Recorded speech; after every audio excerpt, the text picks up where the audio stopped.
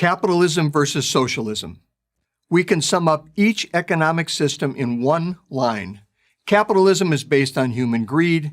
Socialism is based on human need, right?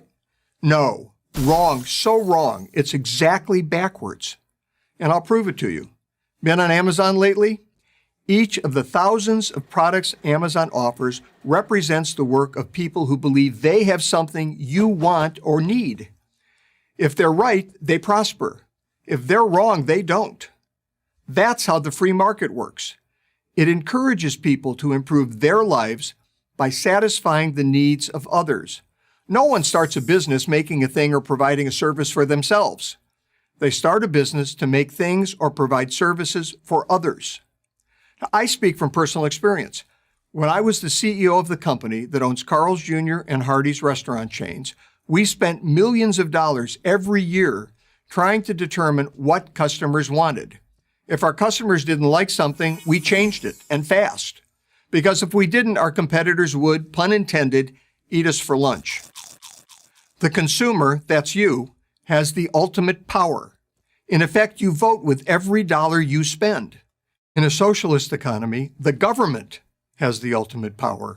It decides what you get from a limited supply it decides should exist. Instead of millions of people making millions of decisions about what they want, a few people, government elites, decide what people should have and how much they should pay for it. Not surprisingly, they always get it wrong. Have you ever noticed that late-stage socialist failures always run out of essential items like toilet paper? Of course, this isn't a problem for those who have the right connections with the right people. Those chosen few get whatever they want. But everyone else is out of luck. Venezuela, once the richest country in South America, is the most recent example of socialism driving a prosperous country into an economic ditch. Now, maybe you think it's an unfair example. I'm not sure why, but okay. We'll ignore the fact that leftist activists celebrated it as a great socialist success right up until it wasn't. But what about Western European countries? Don't they have socialist economies? People seem pretty happy there. Why can't we have what they have? Free healthcare, free college, stronger unions. Good question, and the answer may surprise you. There are no socialist countries in Western Europe. Most are just as capitalist as the United States. The only difference, and it's a big one, is that they offer more government benefits than the U.S. does. We can argue about the cost of these benefits and the point at which they reduce individual initiative, thus doing more harm than good. Scandinavians have been debating those questions for years.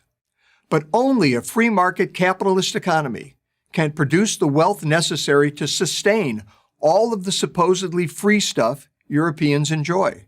To get the free stuff, after all, you have to create enough wealth to generate enough tax revenue to pay for everything the government gives away. Without capitalism, you're Venezuela. In a 2015 speech at Harvard, Denmark's prime minister took great pains to make this point. I know that some people in the U.S. associate the Nordic model with socialism. Therefore, I would like to make one thing clear. Denmark is far from a socialist planned economy. Denmark is a market economy. So when you point to Denmark as a paragon of socialism, you're really singing the praises of capitalism. The more capitalism, the less socialism you need. Look at America since 2017.